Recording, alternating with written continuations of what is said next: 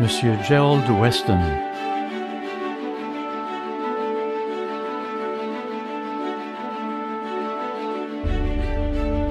À quel point Dieu est-il réel pour vous?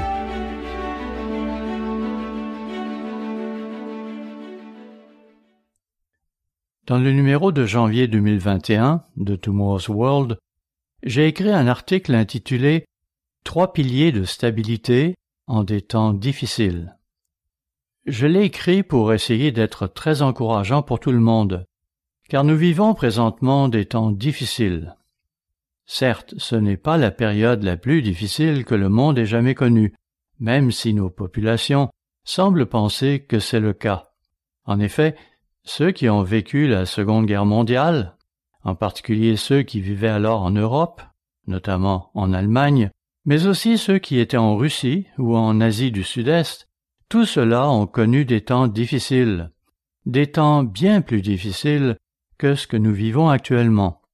Même la pandémie de 1918 a été beaucoup plus traumatisante à bien des égards, en juger d'après le nombre de personnes qui en sont mortes.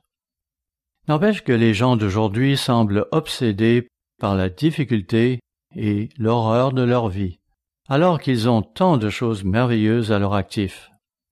Bien sûr, lorsque nous vivons personnellement des temps difficiles, c'est peut-être une piètre consolation d'apprendre que d'autres ont connu pire.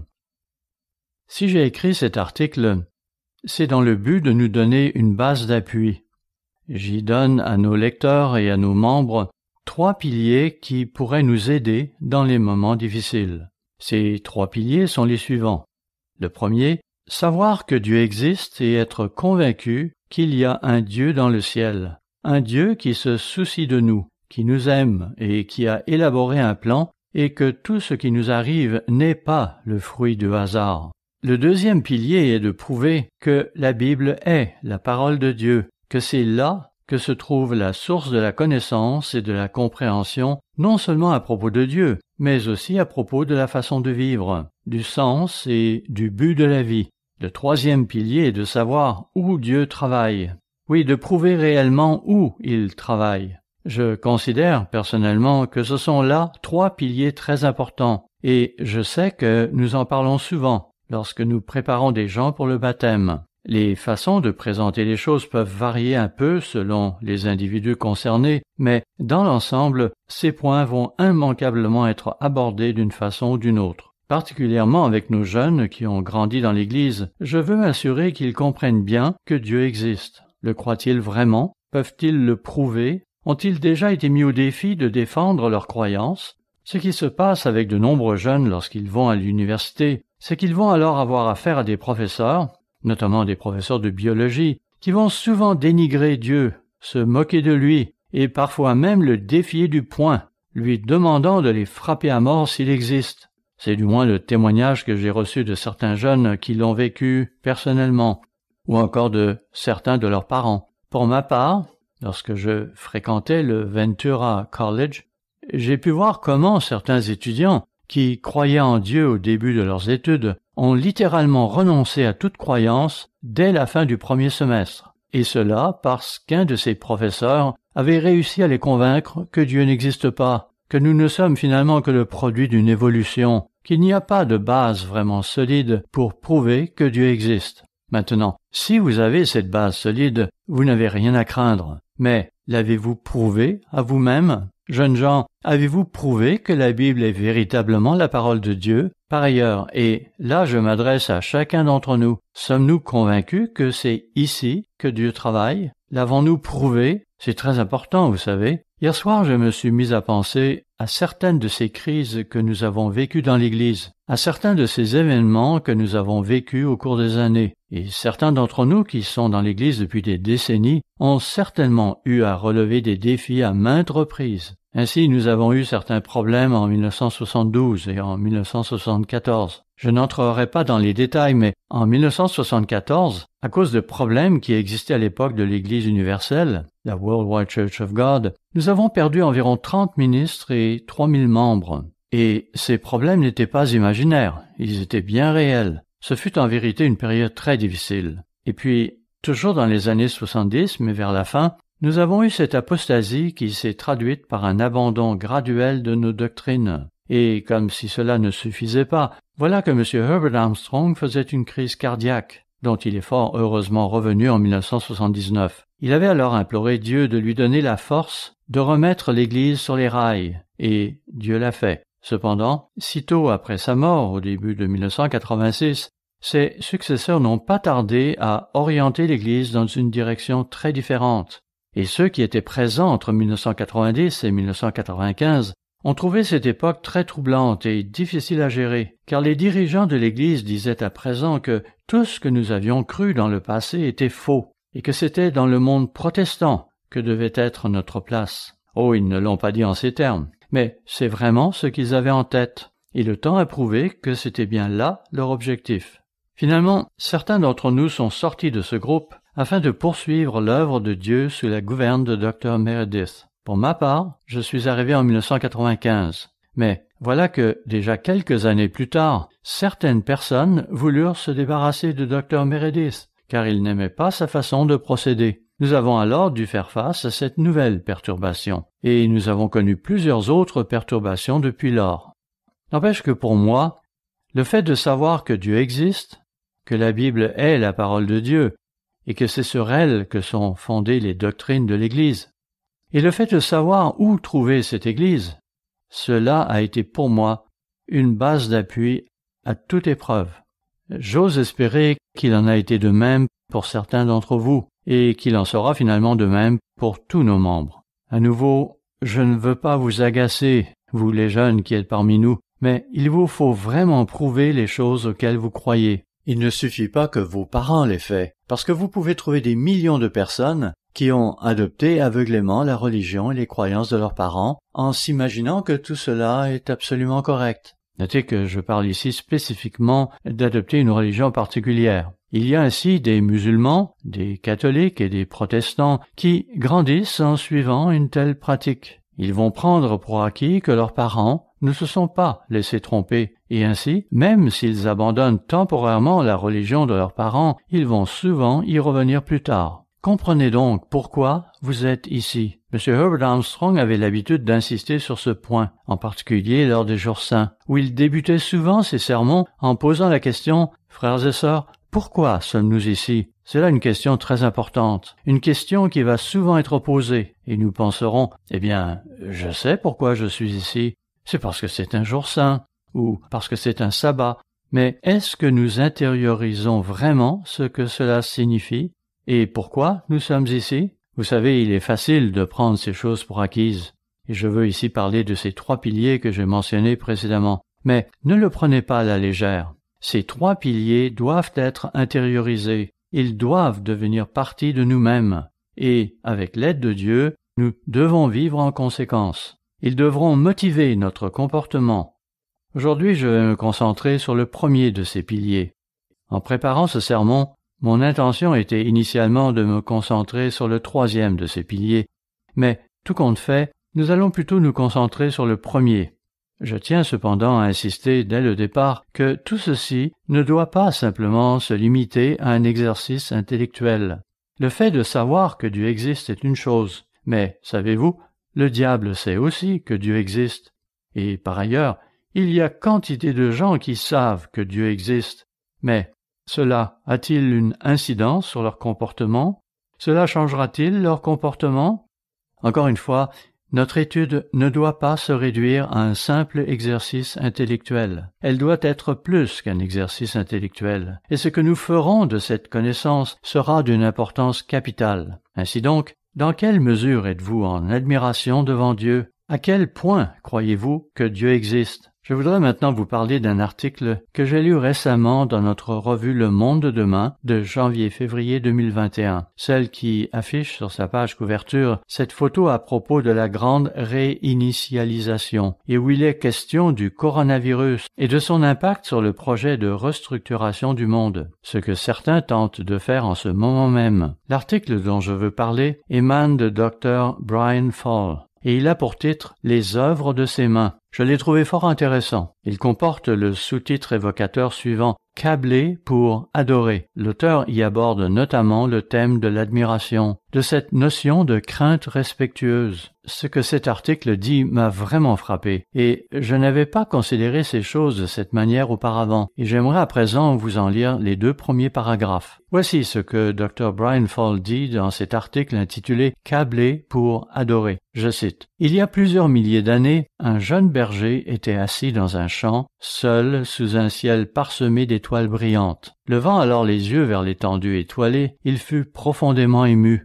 C'est peut-être à la suite d'une telle nuit qu'il lui vint l'idée d'écrire ce que nous lisons dans le psaume 8, versets 4 et 5. Psaume 8, versets 4 et 5. « Quand je contemple les cieux, ouvrage de tes mains, la lune et les étoiles que tu as créées, qu'est-ce que l'homme pour que tu te souviennes de lui, et le Fils de l'homme pour que tu prennes garde à lui ?» C'est en effet là une question très importante. Oui, qu'est-ce que l'homme? Pourquoi sommes-nous ici? Quel est le but de notre existence? Lorsqu'on contemple la vaste étendue de l'univers, on se rend compte à quel point nous sommes minuscules et insignifiants. Lorsque nous regardons le ciel nocturne, ce que nous voyons, c'est essentiellement notre propre galaxie, les étoiles de notre propre galaxie. Cependant, munis de télescopes, nous nous rendons compte qu'il y a en fait des milliards d'autres galaxies. Il n'y a pas si longtemps, on estimait qu'il pouvait y en avoir de l'ordre de 200 milliards. On pense à présent qu'il pourrait même y en avoir près de 2000 milliards. Quand vous considérez que chacune d'elles peut contenir des milliards d'étoiles,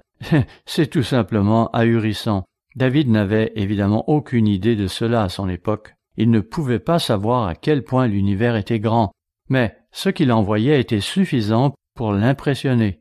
Cela lui montrait à quel point il était petit, lui qui était assis là, en solitaire, entouré de ses moutons. Le spectacle de ce vaste univers que lui offrait le ciel nocturne était suffisant pour l'impressionner. Et quand il pensait au Dieu qui avait créé tout cela, je me demande à quel point il pouvait comprendre. Je n'essaie pas de rabaisser David, mais je me demande s'il a pu comprendre que toutes ces petites lumières brillantes là-haut correspondaient à autant de soleil comme le nôtre. Je ne sais pas si on savait cela à son époque.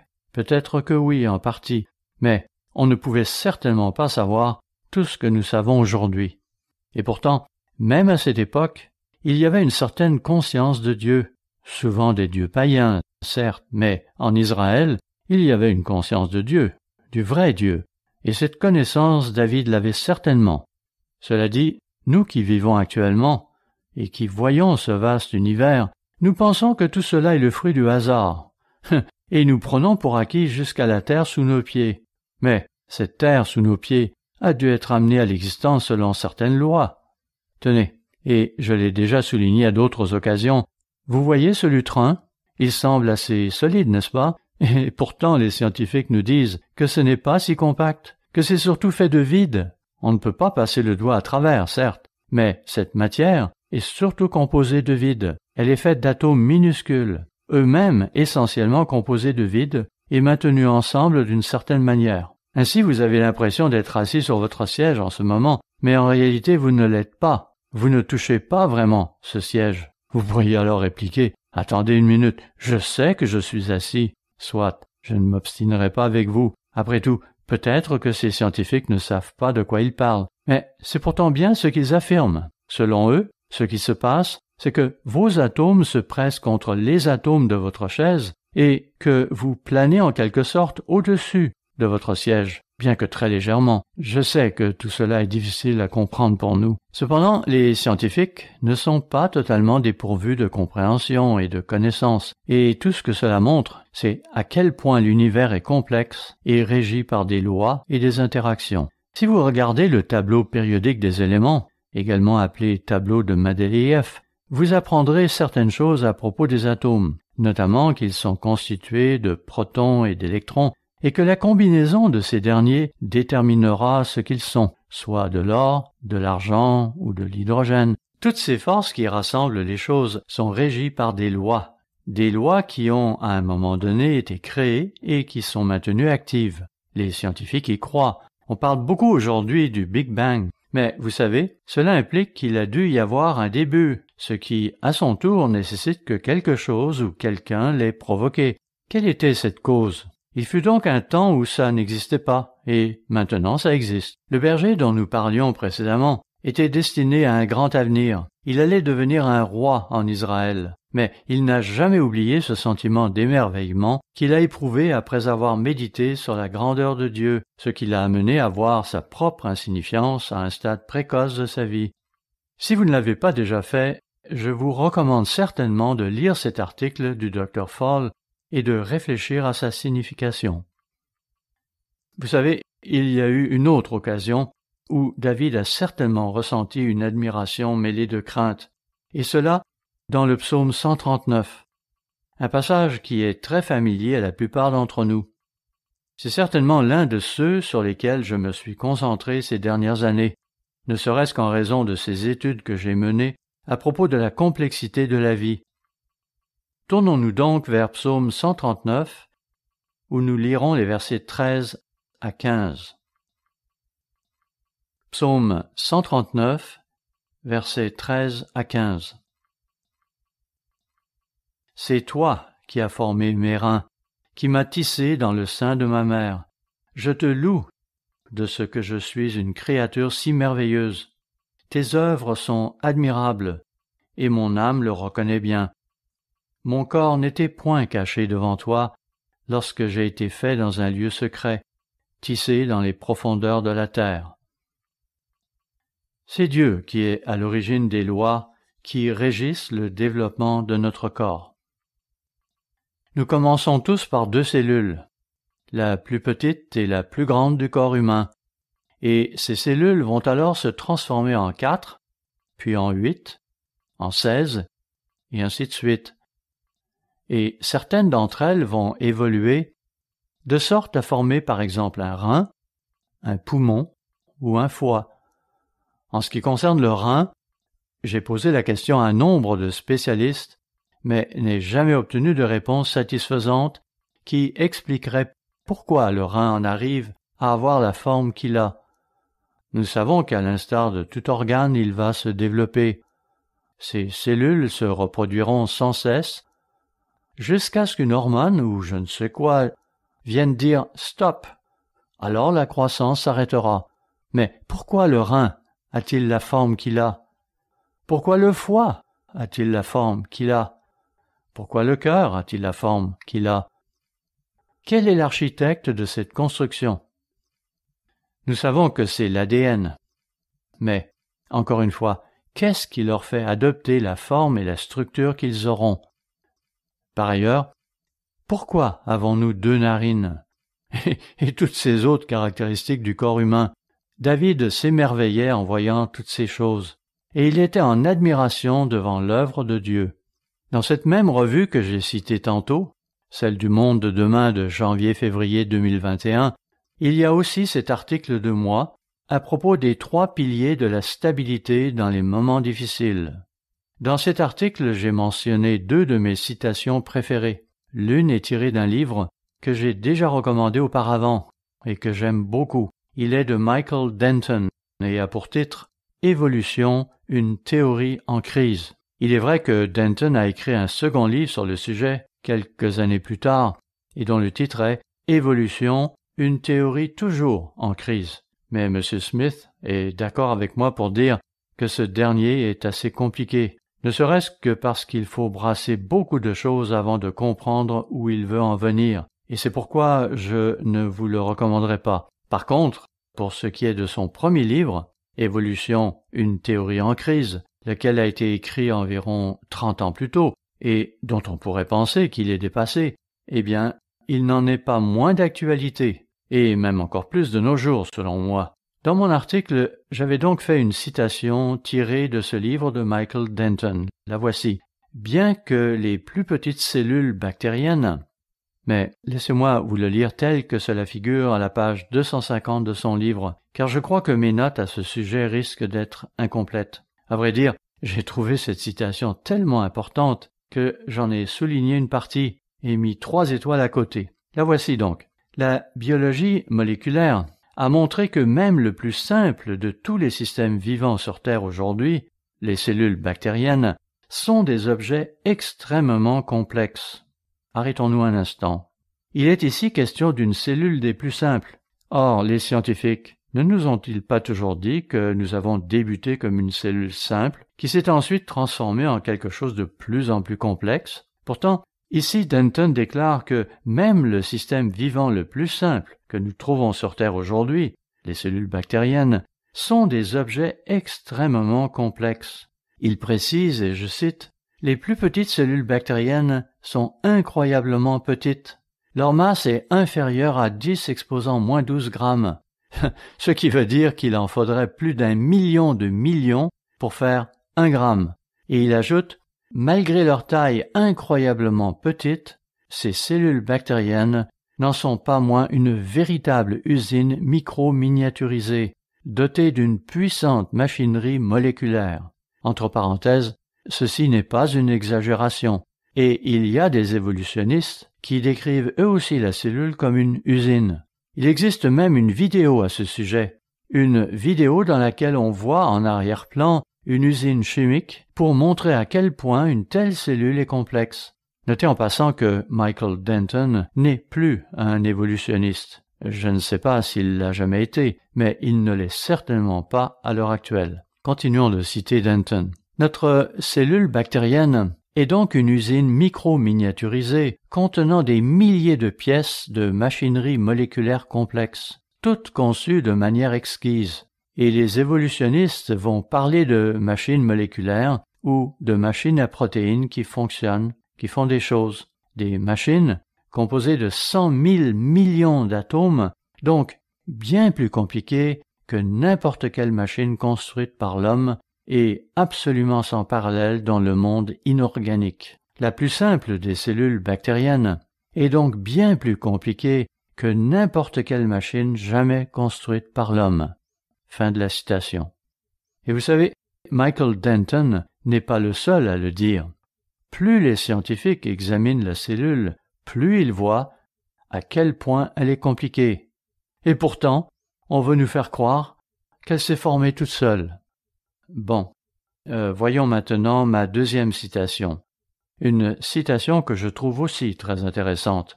Elle est tirée du livre de Bill Bryson intitulé « The Body », en français « Une histoire du corps humain ». Je crois qu'il s'agit là du dernier livre qu'il a publié. Il est vrai qu'il en a publié un autre intitulé « A Short History of Nearly Everything », en français « Une histoire de tout, ou presque ». Mais pour en revenir à celui sur le corps humain, M. Ames et moi en avons cité plusieurs extraits. C'est un livre assez épais, mais dès le début, Bill Bryson se met à dire, et je l'ai mentionné dans mon article sur les 3 piliers de la stabilité, peu importe avec quel soin vous assemblez les matériaux, vous ne créerez jamais un être humain. Voilà un ardent évolutionniste, et pourtant, il dit que vous ne créerez jamais un être humain. Poursuivons.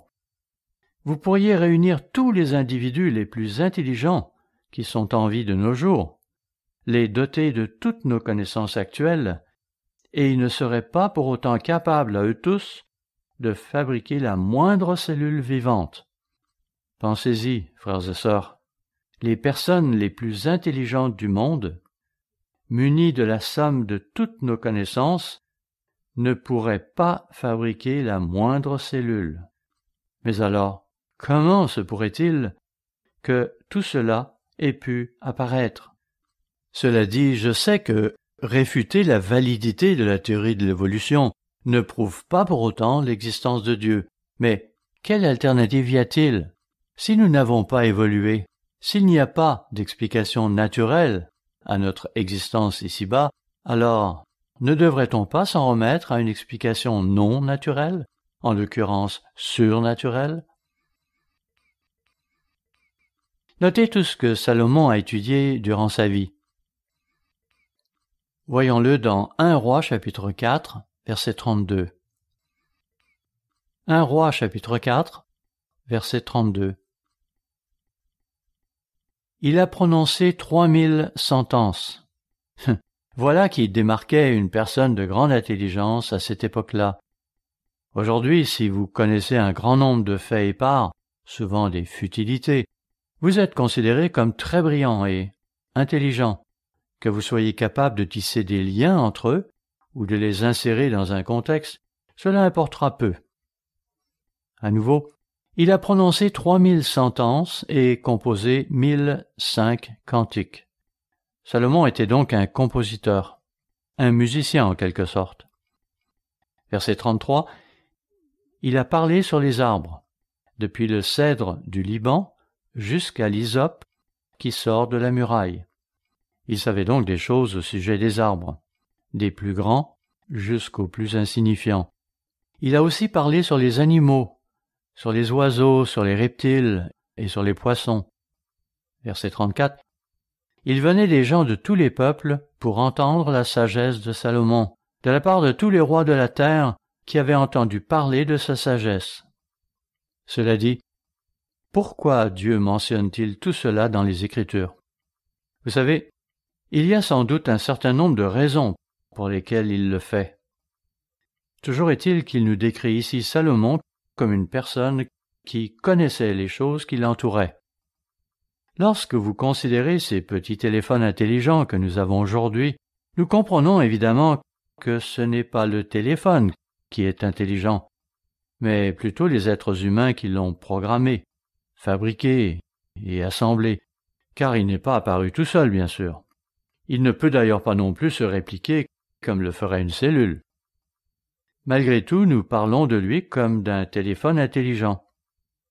Dans un autre ordre d'idées, parlons un peu de notre expérience avec le ciel étoilé. Je sais que, de nos jours, beaucoup de gens vivent dans des villes où il y a beaucoup de pollution lumineuse. De ce fait, nous ne voyons pas autant d'étoiles que ceux qui vivent à la campagne. Quand je me promène le soir, là où j'habite présentement, je peux voir Orion, la grande ours, la petite ours et Cassiopée, mais pas toutes les nuits. Quand j'étais jeune, je me souviens de ces nombreuses nuits où je contemplais les étoiles. Je pouvais alors voir la Voie lactée, alors que maintenant, de chez moi en ville, on la voit à peine.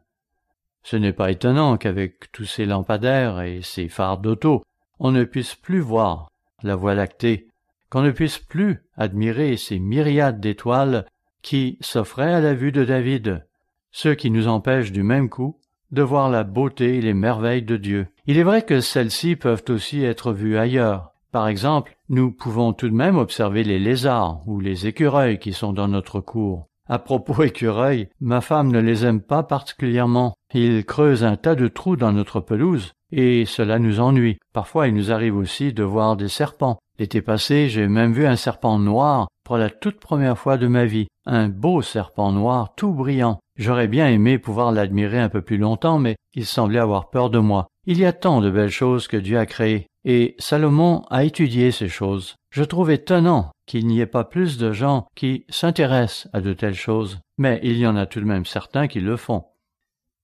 Un soir, je regardais l'une de ces présentations de la BBC où il était question de poissons de vase.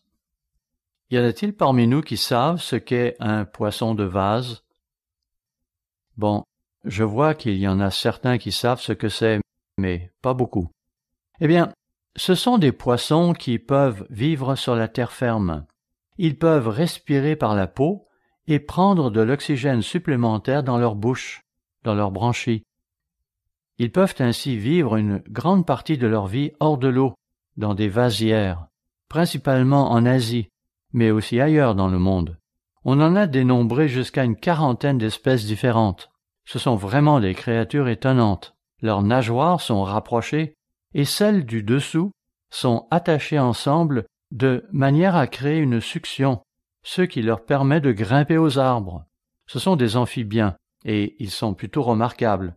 Encore une fois, ils vivent dans des bancs de vase à proximité de l'océan. Ainsi, 2 fois par jour, selon le cycle des marées, l'océan envahit leur habitat ou se retire. Il y a une espèce qui peut atteindre une longueur d'environ 30 cm, mais d'autres sont plus petits. On peut les observer et les voir creuser un trou dans la vase en se servant de leur bouche. Ils prendront alors une grosse bouchée de vase pour la recracher ailleurs, et ils répéteront l'opération maintes fois jusqu'à créer un terrier en forme de J. Puis, le mâle va se mettre à sauter, s'élever dans les airs et faire toutes sortes de gyrations, tout cela dans le but d'attirer une femelle qui voudra bien s'accoupler avec lui. S'il atteint son objectif, voilà qu'il descend dans le terrier où elle laissera échapper les œufs, ces œufs qu'il fécondera dans la partie en J, celle qui remonte. Ces œufs s'attacheront ensuite aux parois du terrier qui, dès lors, fonctionnera un peu comme une chasse d'eau. Il y a de l'air dans le terrier, mais il y a aussi de l'eau qui empêche l'air de s'échapper. La femelle ayant pondu les œufs s'en va, confiant au mâle la responsabilité de s'en occuper. Cela dit, ces œufs auront besoin d'oxygène. Or, il y a très peu d'oxygène dans ce terrier. Ce sera au mâle d'approvisionner le terrier en oxygène. Comment va-t-il procéder? Eh bien, il va alors sortir à la nage, attraper une bouffée d'air, puis revenir à la nage pour la ramener dans le terrier, et ainsi de suite. Maintenant, comment a-t-il su qu'il devait faire cela? Comment a-t-il su que ces œufs ne survivraient pas s'il ne les ravitaillait pas en air?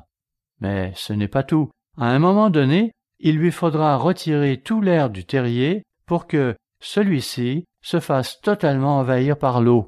Là encore, c'est avec sa bouche, qui, entre parenthèses, est plutôt grande par rapport au reste de son corps, qu'il évacuera tout l'air du terrier, permettant ainsi à l'eau de revenir pour totalement inonder celui-ci. C'est alors que les œufs vont éclore et que les bébés pourront s'en aller à la nage et vivre. Pareil spectacle devrait nous remplir d'admiration pour Dieu. Bien sûr que tout cela n'est pas le fruit du hasard. On veut nous faire croire que ces processus ont évolué pour en arriver à cela au cours d'une période de temps qu'ils estiment à 15 millions d'années. Mon œil, ces petits êtres n'avaient pas l'intelligence pour développer ces mécanismes. Ils font ces choses parce qu'ils ont été programmés pour cela. Je ne sais pas comment Dieu l'a fait, mais il a programmé cela en eux, tout comme il a programmé toute cellule pour que toutes ces différentes composantes fonctionnent en harmonie, comme s'il y avait un cerveau qui contrôlait tout cela. Si Dieu n'avait pas élaboré de tels programmes, comment nos poissons de vase auraient-ils pu survivre au cours de ces 15 millions d'années, selon eux, pendant lesquelles ils auraient graduellement développé les mécanismes permettant d'assurer leur survie? En réalité, ils auraient péri bien avant cela. Donc ils ne l'ont pas développé, ils ont été programmés ainsi au départ. Les partisans de la théorie de l'évolution considèrent le temps comme un allié, alors qu'en réalité, la longue période de temps sur laquelle ils s'appuient montre plutôt à quel point leurs idées ne tiennent pas debout. S'il fallait un temps aussi long pour développer les mécanismes nécessaires à la survie des espèces, aucune d'entre elles ne serait parvenue jusqu'à nous. Bon, considérons maintenant Proverbe chapitre 6, qui contient un passage qui nous est très familier. Certains ont des doutes quant à ce qu'il dit, mais en ce qui me concerne, j'y crois. Proverbe chapitre 6, versets 6 à 8. « Va vers la fourmi, paresseux, considère ses voies et deviens sage. Elle n'a ni chef, ni inspecteur, ni maître. Elle prépare en été sa nourriture, elle amasse pendant la moisson de quoi manger. » On nous recommande donc d'apprendre quelque chose de cette humble fourmi. Je ne sais pas si vous connaissez les fourmis coupe-feuilles. Vous avez sûrement vu des photos d'elles. Ces fourmis vont couper une section de feuilles avec leur mâchoire, fonctionnant comme une tronçonneuse et vibrant 1000 fois par seconde. Ce fragment de feuille, qui aura plusieurs fois leur poids, sera ensuite transporté jusqu'à leur fourmilière souterraine. Cela donnera lieu à un long convoi de fourmis similaires, toutes bien coordonnées.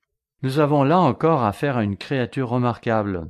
Laissez-moi vous lire ce que l'Université McGill, au Canada, écrit au sujet de ces colonies de fourmis coupe-feuilles. Je cite.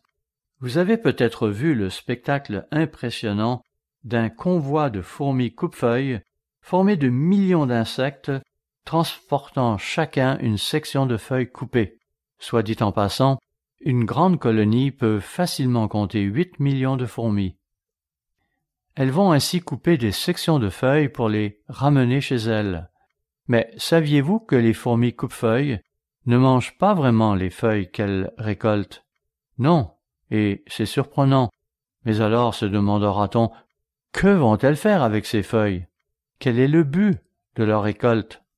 Notez aussi qu'une telle colonie peut pratiquement dépouiller un arbre en une seule journée. Elles sont très efficaces. Mais, encore une fois, elles ne mangeront pas ces feuilles. Ces feuilles seront utilisées à des fins d'agriculture. Je m'explique. Voyez-vous, alors arrivé à la fourmilière, les ouvrières mâchent les feuilles pour les transformer en compost qui sert à faire pousser un champignon. C'est de lui qu'elles se nourrissent. On peut dire que ce sont des agricultrices qui cultivent leur nourriture. Les fourmis coupe-feuilles utilisent donc les feuilles comme engrais pour faire pousser leur récolte de champignons. Oui, elles cultivent leur jardin de champignons en leur fournissant des feuilles fraîchement coupées, en les protégeant des parasites et des moisissures et en les débarrassant des matières en décomposition et des déchets. En retour, les champignons servent de source de nourriture aux larves des fourmis. Les fourmis sont si sensibles aux besoins des champignons qu'elles peuvent détecter comment ils réagissent à une certaine source de nourriture et changer en conséquence. Elles peuvent sentir ce qui se passe avec le champignon et le cultiver de manière à obtenir une bonne récolte. Cette relation symbiotique, une relation entre deux entités qui se soutiennent mutuellement, profite également de la présence d'une bactérie qui se développe sur le corps des fourmis. Laquelle bactérie sécrète des antimicrobiens que les fourmis utilisent pour protéger leurs champignons. Entre nous, combien de générations de fourmis a-t-il fallu pour qu'elles en arrivent à développer ces antimicrobiens pour protéger leur culture pour éviter qu'elles ne meurent toutes? Pour ce qui est des fourmis adultes, elles ne se nourrissent pas du champignon, mais tirent plutôt leurs nutriments de la sève des feuilles. Là encore, coup de théâtre, on apprend que des adultes plus petits font souvent de l'autostop sur les feuilles ramenées au nid. Chemin faisant, ils se nourriront de manière opportuniste de la sève de ces feuilles, tout en protégeant le porteur des mouches qui pourraient transporter des maladies nuisibles et pour vérifier que la feuille n'est pas contaminée par d'autres champignons. Pensez-y. C'est tout de même incroyable. Il est ici question de jeunes adultes, qui n'existent que depuis peu, et pourtant, ils savent déjà parfaitement quelle est la tâche qu'ils doivent accomplir. Comment est-ce possible? Comme le disait Salomon, elles n'ont pas de superviseur, pas de guide, mais elles se rassemblent toutes, savent ce que sont leurs tâches et ce qu'elles doivent faire, sans que personne n'ait à le leur dire. Elles sortent tout simplement du stade larvaire en sachant ce qu'elles doivent faire. Qu'elles soient des ouvrières, des mâles qui devront féconder la reine, ou la reine elle-même, à moins qu'elles ne soient ces petites fourmis qui montent sur les feuilles transportées par les plus grandes. Toutes savent ce qu'elles sont censées faire. Elles obtiennent des nutriments de la sève des feuilles, mais elles vérifient aussi qu'il n'y a pas de mauvais champignons et elles gardent les mouches à distance. Voyons aussi ce commentaire de l'Université de la Caroline du Nord. Le mutualisme est un type de relation symbiotique qui profite aux deux partenaires impliqués. Les fourmis coupe-feuilles découpent divers types de feuillage en morceaux. Elles ramènent ensuite ces feuilles coupées à leur colonie où elles broient la matière végétale. Elles vont ensuite inoculer les feuilles avec un champignon. Le champignon récolté est ensuite utilisé comme source de nourriture pour les fourmis de la colonie. Essentiellement pour les larves, pas pour les adultes. En dehors des humains, les fourmis coupe-feuilles sont la seule espèce capable de fabriquer sa propre nourriture.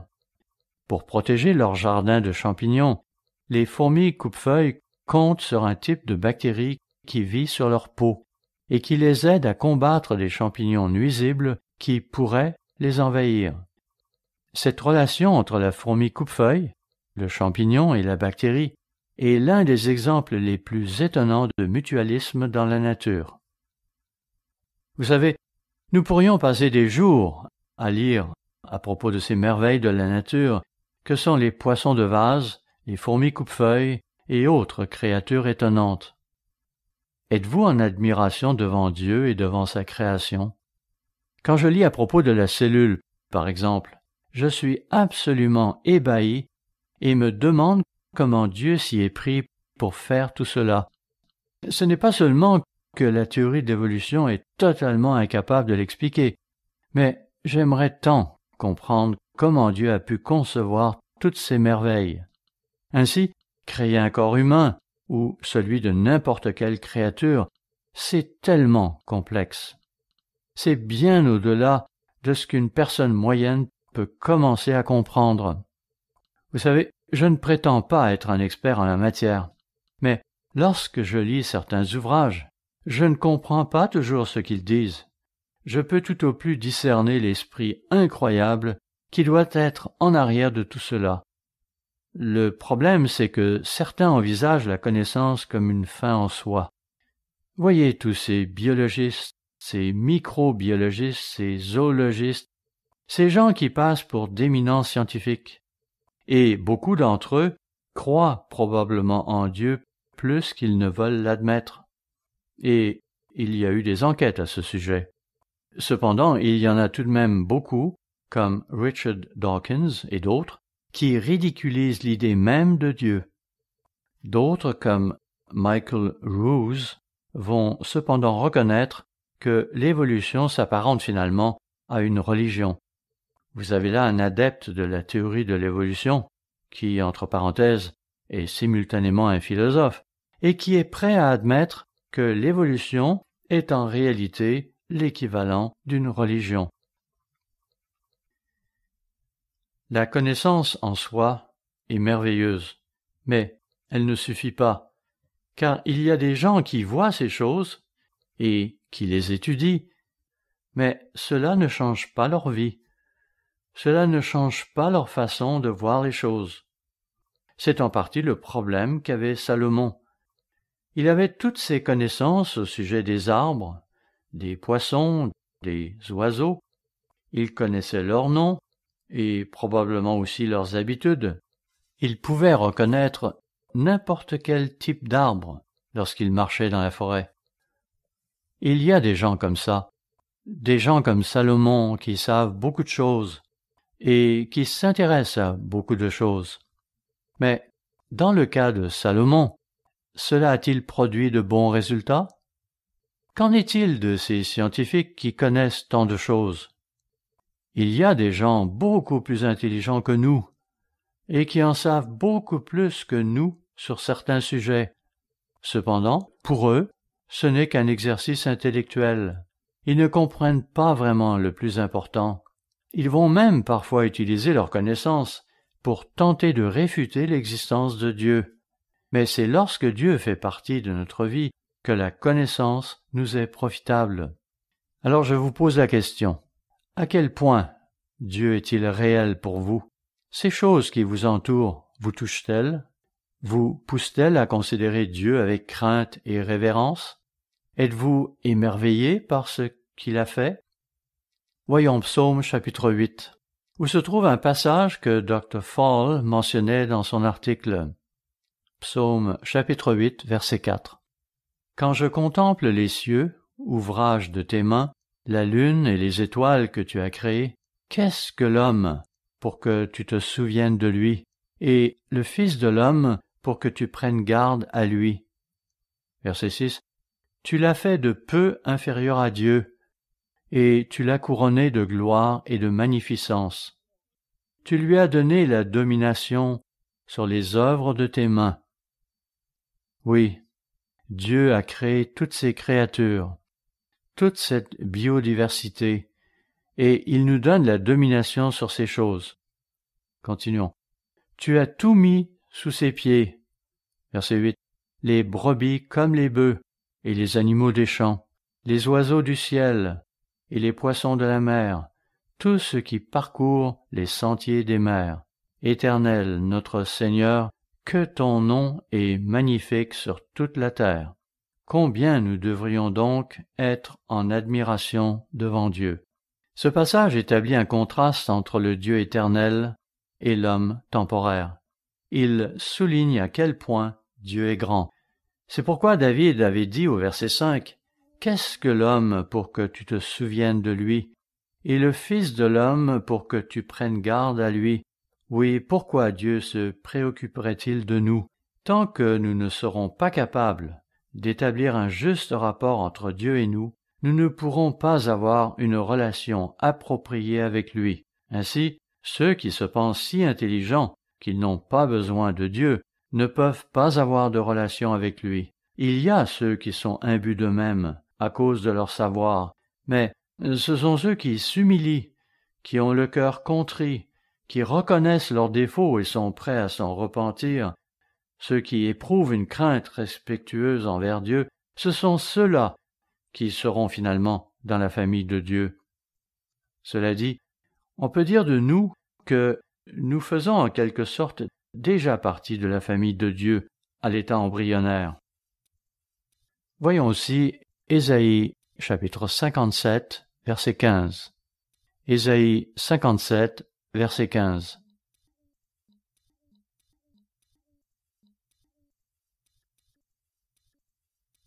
Car ainsi parle le Très-Haut, dont la demeure est éternelle et dont le nom est saint. J'habite dans les lieux élevés et dans la sainteté, mais je suis avec l'homme contrit et humilié, afin de ranimer les esprits humiliés, afin de ranimer les cœurs contrits. Voilà ce que dit notre Dieu qui habite l'éternité. Ma femme m'a posé une question ce matin, une question que je me pose tout le temps, une question qu'il m'arrive parfois de porter devant Dieu. J'en suis finalement arrivé au point où il me faut reconnaître que je n'en connais pas la réponse, que je ne la connaîtrai probablement jamais avant l'avènement du royaume de Dieu, mais je pense qu'alors nous comprendrons. Intellectuellement, nous pouvons peut-être conceptualiser ce que c'est que de vivre sans cesse à partir de maintenant, mais il nous est plus difficile de penser à ce qu'a pu être l'éternité passée. En d'autres termes, qu'a fait Dieu avant de créer l'univers? De toute évidence, il y a eu un moment où il l'a créé, mais qu'a-t-il fait avant cela? Et avant cela? Et avant? Eh bien, je ne sais pas. Je n'ai pas la réponse. Oh, j'ai entendu des gens s'efforcer de donner des réponses, mais ces réponses ne me satisfont pas. Une chose est sûre, notre vie actuelle est éphémère, limitée dans le temps et dans l'espace, tandis que de telles limites n'affectent pas Dieu. Cela nous dépasse, certes. C'est pourquoi nous convenons de dire que Dieu vit en dehors de l'espace-temps, même si cela peut nous paraître un peu flou.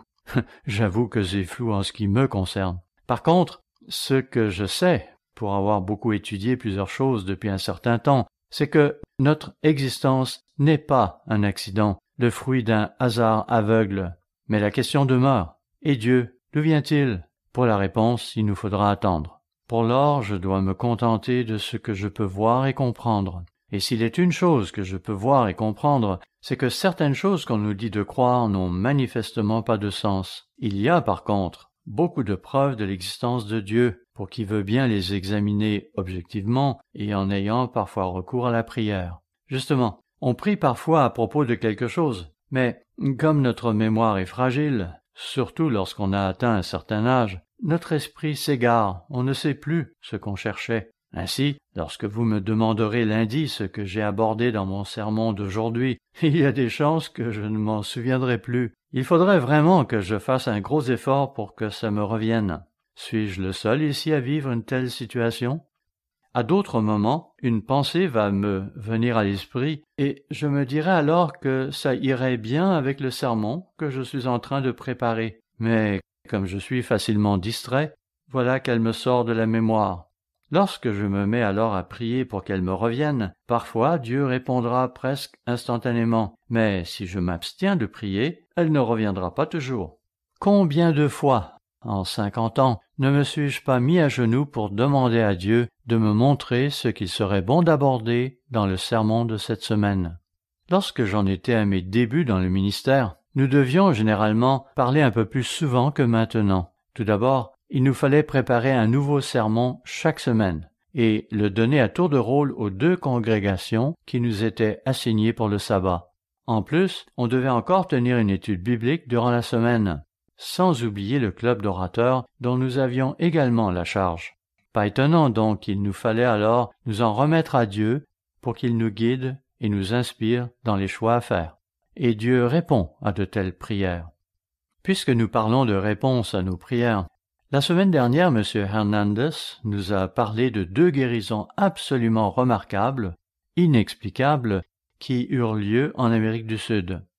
Et alors que nous en discutions, je lui ai mentionné que Dieu guérit habituellement les gens qui sont tout nouveaux parmi nous ou qui sont isolés et loin de tout.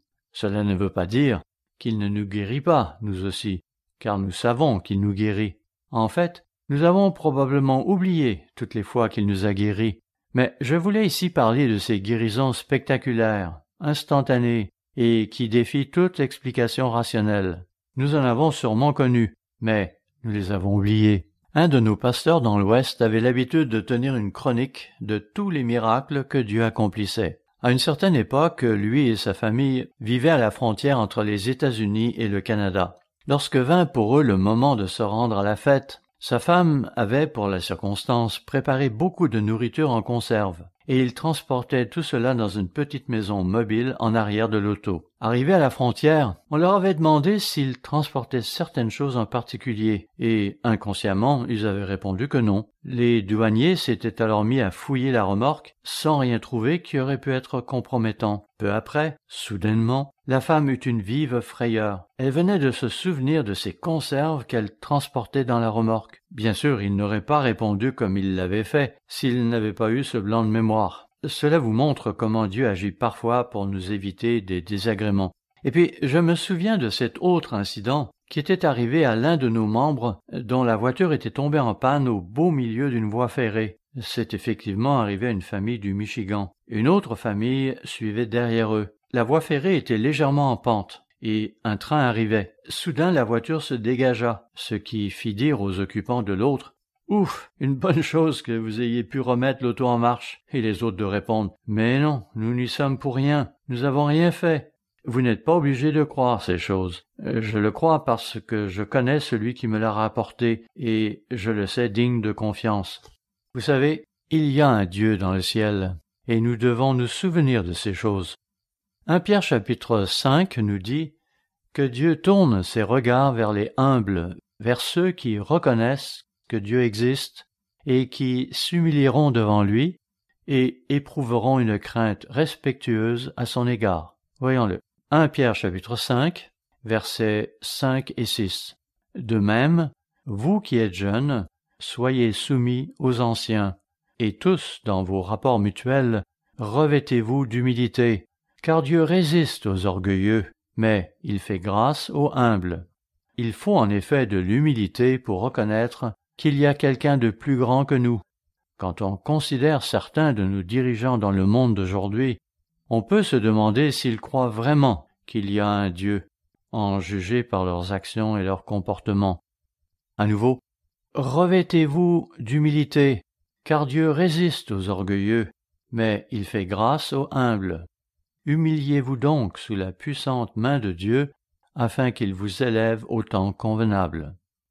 Il nous faut comprendre que si nous nous humilions, c'est Dieu qui nous élèvera au moment convenable. Et pourtant, combien d'hommes, au fil du temps, ont été offusqués lorsqu'ils n'ont pas été exaltés au moment où ils pensaient devoir l'être. C'est incroyable à quel point nous sommes impatients en tant qu'êtres humains, et on peut alors se demander si ces gens croient vraiment que Dieu existe. Croient-ils réellement que Dieu est celui qui peut leur accorder d'être honorés, d'être exaltés au temps convenable? Ils croient peut-être en Dieu, mais croient-ils vraiment en celui qui contrôle toutes choses?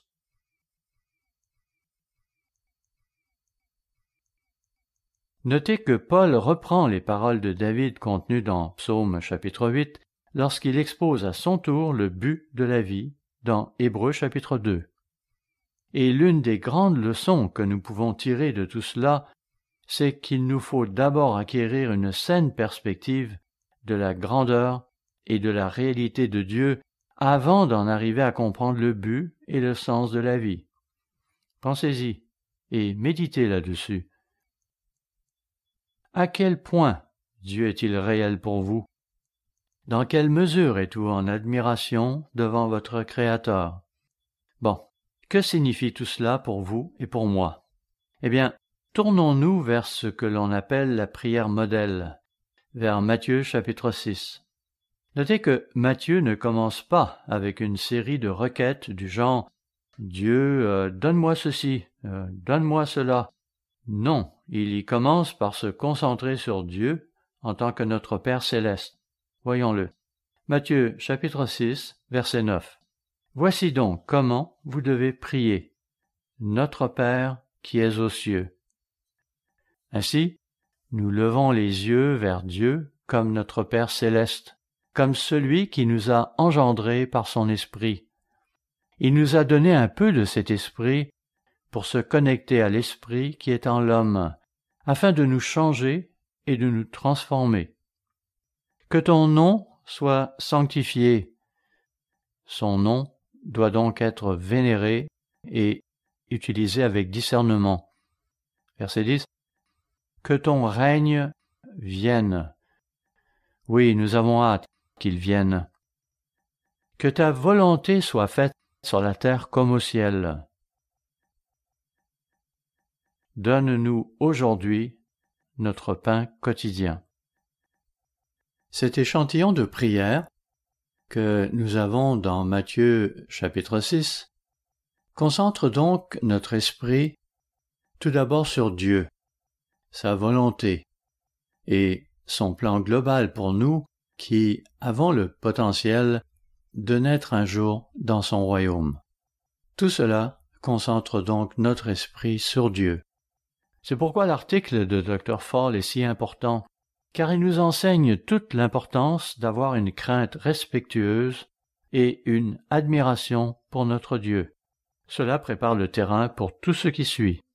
À nouveau, dans quelle mesure croyons-nous en Dieu?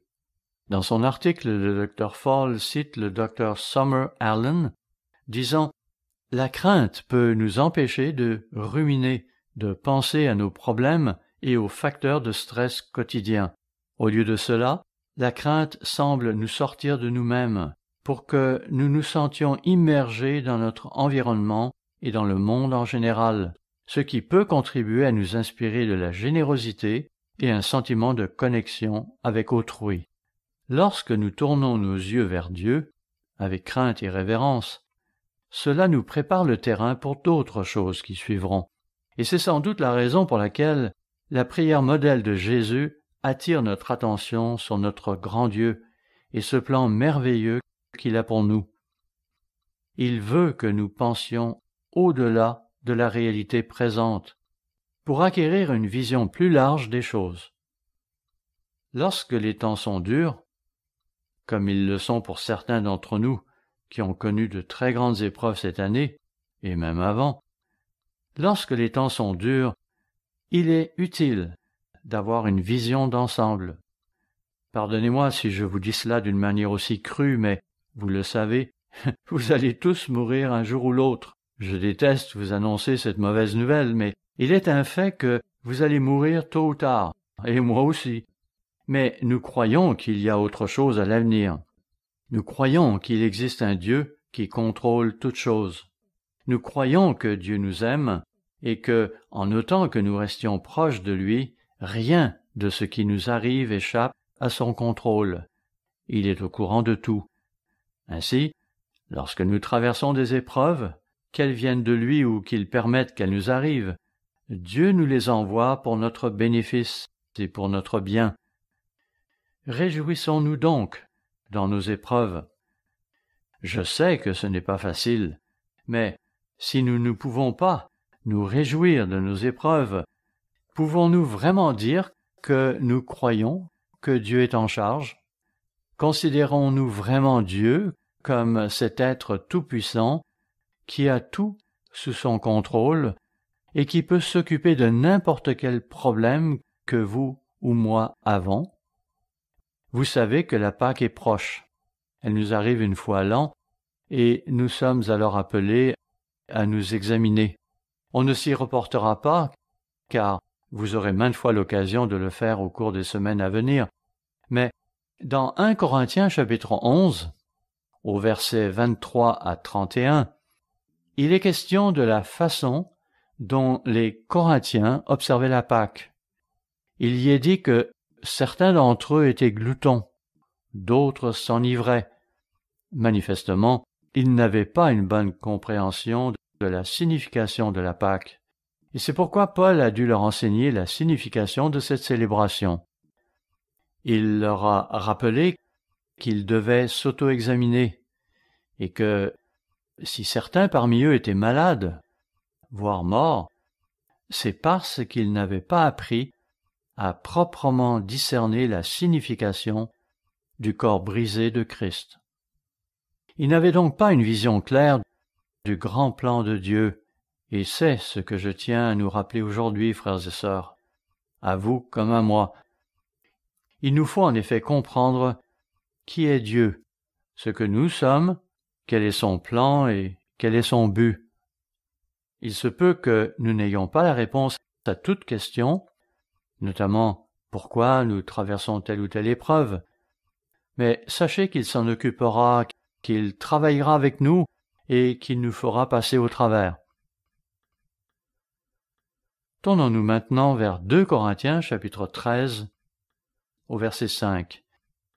Un passage approprié pour qui veut se préparer pour la Pâque, même s'il peut aussi bien s'appliquer à toutes les époques de l'année.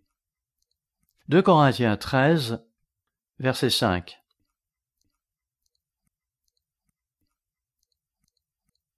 Examinez-vous vous-même pour savoir si vous êtes dans la foi. Éprouvez-vous vous-même. Ne reconnaissez-vous pas que Jésus-Christ est en vous? Oui, son esprit qui est en nous travaille avec nous. À moins peut-être que vous ne soyez désapprouvés. Il nous faut donc nous examiner. Souvent les gens me demandent « Quelle est votre écriture préférée ?» Savez-vous, je n'ai jamais été capable de répondre à cette question. Mais ce matin, après toutes ces années, je crois avoir enfin trouvé la réponse. Bien sûr, comme vous, j'ai beaucoup d'écritures favorites. Mais, à y bien penser, il y en a une qui tranche parmi toutes les autres, et je ne l'avais jamais vue sous cet angle. La voici.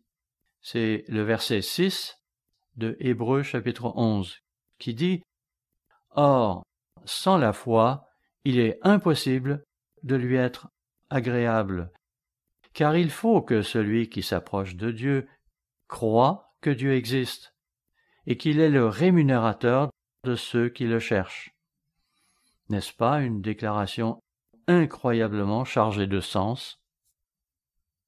Ainsi, reconnaissez que vous êtes à présent des ambassadeurs du Christ et ne vous laissez pas entraîner par la politique, le droit au port d'armes ou des choses de ce genre, toutes ces choses vers lesquelles les gens de ce monde se laissent entraîner.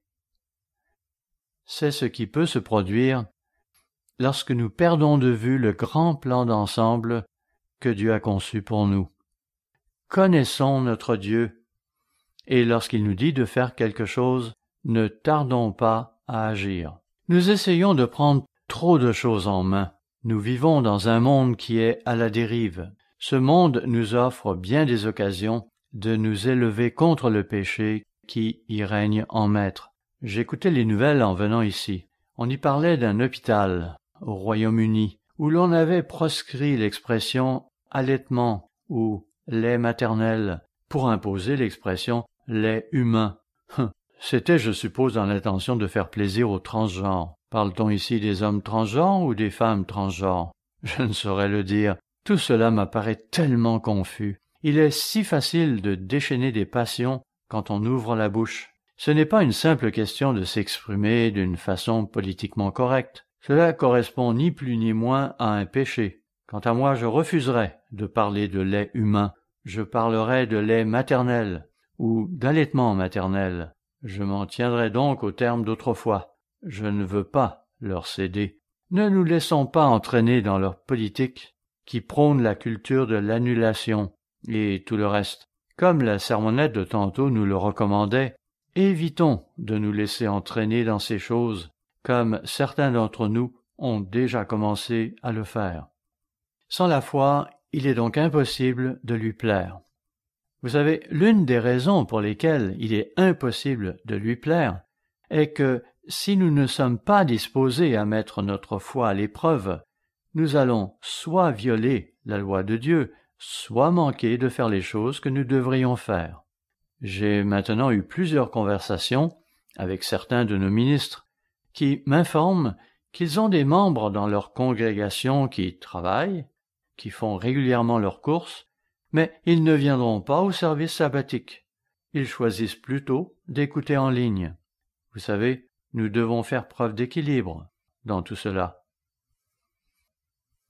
Il y a des gens dont l'état physique est tel qu'il est probablement sage qu'ils restent à l'écart pendant un certain temps, mais il viendra un moment où il nous faudra bien sortir de notre isolement.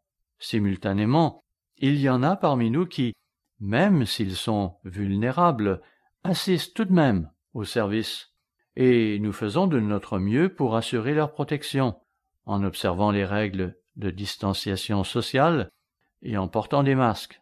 Oui, nous nous efforçons de faire ce qu'il faut pour atténuer le risque de propagation de la pandémie. Nous allons aussi fréquemment nous laver les mains, mais comprenez bien que nous ne pourrons rester isolés éternellement. Cela dit, je suis d'accord qu'il revient à chacun de prendre cette décision pour lui-même, mais je me dis que si vous pouvez aller dans tous ces autres endroits, comme travailler ou faire des courses, alors ne serait-il pas temps, à un moment donné, de penser à revenir aux assemblées? Certes, au début de la pandémie, nous avions adopté une approche très prudente, car nous ne savions pas exactement à quoi nous avions affaire. Mais à mesure que les choses se précisaient, n'avons-nous pas commencé à nous réunir de nouveau? De même, après avoir considéré la dynamique de nos conversations, avant et après les services, et compte tenu du fait que nous portions des masques, n'avons-nous pas permis la reprise des chants, en modération bien sûr, et c'est ainsi que nous avons adopté la pratique d'un nombre restreint de chants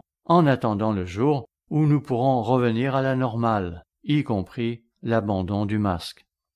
Il y a ces passages dans Deutéronome chapitre 28, au verset 22 et 60, où il est question de ces maladies graves et opiniâtres qui s'accrocheront à nous. Il est vrai que cela peut s'interpréter de différentes manières, mais se pourrait-il que ce que nous vivons en ce moment avec le coronavirus ne va pas totalement disparaître? Allons-nous alors nous cacher pour toujours? Nous savons qu'il y a un temps pour se cacher, et les Écritures en parlent, notamment dans Ésaïe 26, verset 20, où il est dit « Va, mon peuple, entre dans ta chambre et ferme la porte derrière toi. Cache-toi pour quelques instants jusqu'à ce que la colère soit passée. » Nous devons donc être prudents, faire preuve de sagesse, mais nous devons aussi exercer notre foi, pas une foi déraisonnable, bien que, pour un esprit charnel, la notion de foi n'a rien de raisonnable. Mais tout de même, il faudra bien un jour avoir assez de foi pour sortir de l'ombre. À quel point Dieu est-il réel pour vous? Parce que cela déterminera notre façon de réagir aux événements, ainsi que les décisions que nous prendrons. Si nous croyons vraiment que Jésus-Christ est Dieu venu dans la chair, nous devrons nous montrer audacieux et courageux. Dans Hébreux chapitre 4, verset 16, il nous est dit de nous approcher avec assurance du trône de la grâce et de rejeter tous nos soucis sur lui. Nous devons donc nous présenter hardiment en demandant à Dieu de nous protéger et de nous aider tant que nous faisons notre part. Reportons-nous maintenant à Hébreux chapitre 13. Hébreux chapitre 13, verset 5. Ne vous livrez pas à l'amour de l'argent, contentez-vous de ce que vous avez, car Dieu lui-même a dit « Je ne te délaisserai point et je ne t'abandonnerai point ». Y croyez-vous? Versets 6 à 8. C'est donc avec assurance que nous pouvons dire « Le Seigneur est mon aide, je ne craindrai rien. Que peut me faire un homme ?» Souvenez-vous de vos conducteurs qui vous ont annoncé la parole de Dieu. Considérez quelle a été la fin de leur vie et imitez leur foi. Jésus-Christ est le même hier, aujourd'hui et éternellement. Lorsque nous lisons à propos de toutes ces interventions dans le passé, n'oublions jamais qu'il est encore aujourd'hui le même Jésus-Christ qu'il était alors. Approchons-nous donc hardiment de ce trône de grâce et implorons-le pour les choses dont nous avons besoin ou dont nous pensons avoir besoin. Imitons ainsi les hommes de foi mentionnés dans Hébreux chapitre 11, tout en étant conscients du fait que, parfois, Dieu va intervenir, mais parfois, il va aussi nous permettre de nous endormir, afin de nous préserver des ennuis qui se profilent à l'horizon. Mais ne l'oublions pas, Dieu est toujours maître de la situation. Nous allons au-devant de jours difficiles. Il y a deux sortes de personnes dans cette salle, moi y compris. Il y a ceux qui se tiendront avec Christ à son retour, ceux qui persévéreront jusqu'à la fin. Et certains d'entre nous feront de grandes choses d'ici là, des choses que nous n'aurions jamais imaginées. Même certains de nos jeunes feront peut-être des choses incroyables. Difficile de le savoir. Et puis, il y a les autres, ceux qui tomberont sur le bord du chemin, à la manière de ces Israélites d'antan, dont les corps tombèrent dans le désert entre la mer Rouge et la terre promise. Et pourquoi cela leur est-il arrivé? À cause de leur incrédulité, selon ce qui est dit dans Hébreux chapitre 4 et chapitre 5. C'est parce que Dieu n'était pas réel pour eux. Ils n'étaient pas en admiration devant leur Créateur. Le groupe dont nous ferons partie dépendra essentiellement d'une chose. À quel point aurons-nous été pénétrés de la réalité de Dieu? Dieu ne vous a pas choisi pour être un perdant. Il ne vous a pas choisi pour échouer. Il vous a choisi pour réussir. Mais nous devons avoir la crainte de Dieu présente à l'esprit. Nous devons nous prouver que Dieu existe. Lisez notre brochure « Le Dieu réel, preuve et promesse ». Lisez aussi la brochure « Création » ou « Évolution », du moins lorsqu'elle aura été traduite. Certains d'entre vous aimeraient peut-être lire « Une histoire du corps humain » de Bill Bryson. Cela a été traduit en français. C'est assez intéressant de voir comment, dans son livre, Bill Bryson, un évolutionniste, va constamment parler d'un miracle après l'autre. En fait, il parle même du miracle de la vie, qu'il n'arrive toujours pas à comprendre. Enfin, il y a aussi cet autre livre que j'ai mentionné plus tôt, Évolution, une théorie en crise, de Michael Denton. Dieu nous a donc appelés pour être des vainqueurs, et nous devons lever les yeux vers lui avec une admiration mêlée de crainte. Demandons-lui de faire en sorte qu'il soit encore plus réel pour chacun d'entre nous.